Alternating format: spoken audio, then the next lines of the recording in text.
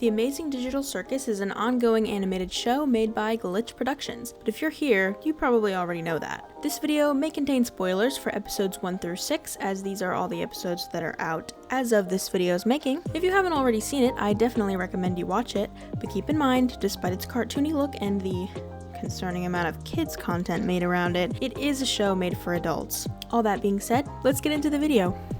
My goal with these designs is to imagine what the members of the circus would look like in the real world while still tying them to their digital circus avatars. It's pretty likely that in reality, the way that they look in the real world is probably not at all connected to the circus, but if I completely remove that element, they wouldn't be recognizable. And especially with characters like Jax, where we don't really have information about his life in the real world, I would personally not even know where to start making a human design for him. So keep in mind, that is the reason why they will all look relatively similar to their avatars. This first design is Gangle, my personal favorite character. She's such a cutie, but she's constantly being mistreated. It's actually so sad. Like, Jax shoving her onto the ground and just generally being an ass had me so heated. It makes me especially disgusted with him because she's so passive and she'll just let it happen. Her canon design is pretty simple. She's just a mask with a body made up of red ribbons. And I have no personal experience with 3D animation or 3D models, but as simple as her design is, it looks like it would be a headache to animate. This whole show is very visually interesting and has a lot of unique character designs, and I was one of those people who said that they weren't gonna watch it because of all the slop content that there was of it. But this show turned out to be one of my favorite indie shows that I've watched recently. It just has a lot of character. It has some pretty cringe moments, but not that big of a deal. We're shown throughout the episodes that Gangle is an artist and had dreams of making art her career, specifically as a comic artist. She has an interest in anime, and she used to be a shift manager in her real life. She tends to be really self-deprecating and overall not have a very good self-concept. Curly hair felt perfect for her since curls are similar in shape to the winding ribbons that make up her body. I chose to give her a really pale complexion as well because I just imagined that she would spend a lot of time inside making her art or enjoying her favorite media. There's a sketchbook and pencil in her bag and a little cat keychain on the side of it. The sweater also seemed fitting because, like I mentioned earlier, her self-image isn't that great, and I think that would affect the type of clothing she would choose for herself. I pictured her in mostly sweaters and hoodies and probably merch from her favorite shows. Originally, the shirt was going to be an anime shirt, but I wasn't liking how it was looking, so I just went with something cute and simple, some flowers. Jax. I don't know where to start with Jax. I'm not a Jax hater, so don't misunderstand. But he's actually a menace. Like, honestly, who cares how traumatized he is? They are all traumatized. The way he treats other characters, especially Gangle, is just not acceptable. So, while I like him as a character and he has some enjoyable moments, sometimes I seriously can't stand him. His outfit stayed relatively the same with the addition of an undershirt and some sneakers and his keyring on one of his belt loops since he seems to have keys everywhere. It's kind of giving those 2020 pastel color blocked outfits, if you know what I mean. There were a few ideas floating around for his hair, but ultimately I went with these chunky twists, 2 of which stick up to imitate his ears. I don't understand Jax as a character. He seems to want to help Pomni in his own way, but I just personally can't stand when characters can't accept other people's help or friendship.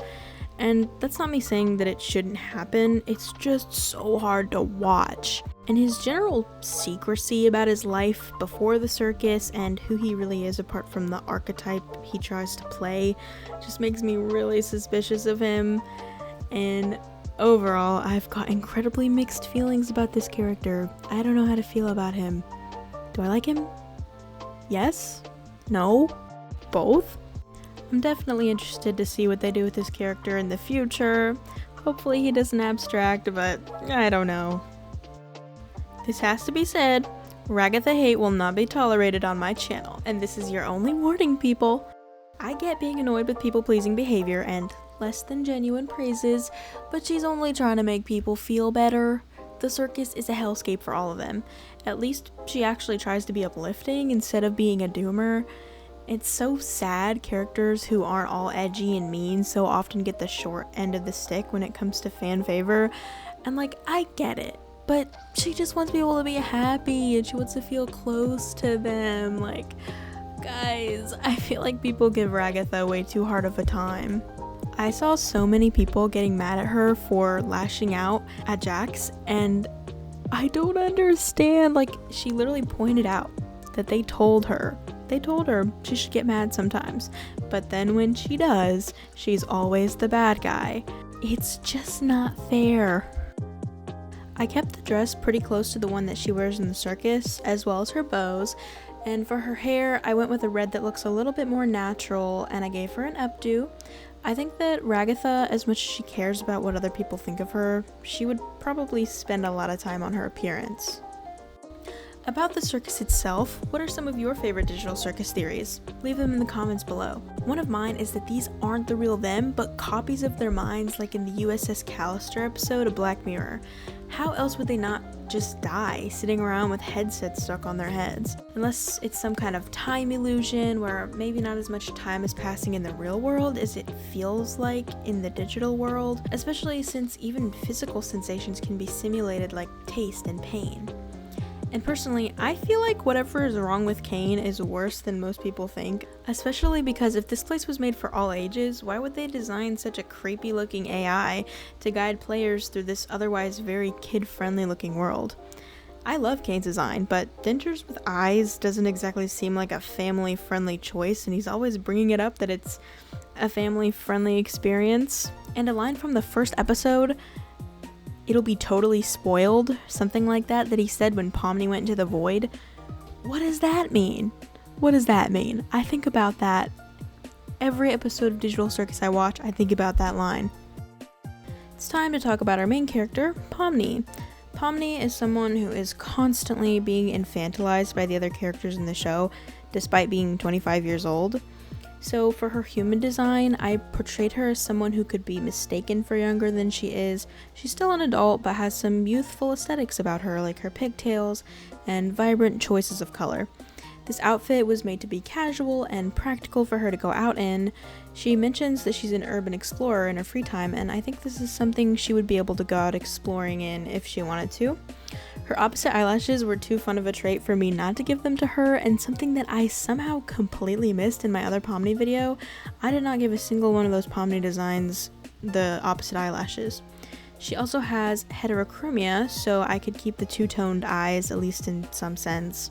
And personally, I totally understand why Pomni is always getting so annoyed with the other characters, because why do they literally treat her like she's a little kid, especially Ragatha? And I like Ragatha, I made that clear, but that is one thing about her that does annoy me, the way that she talks to Pomni, because Pomni is a grown woman. Like, you can be encouraging without treating her like she's 12. That wraps it up for today's video. I always love hearing your thoughts in the comments. If you want to see more videos from me, hit that subscribe button and let me know which design was your favorite. See you in the next one. Bye!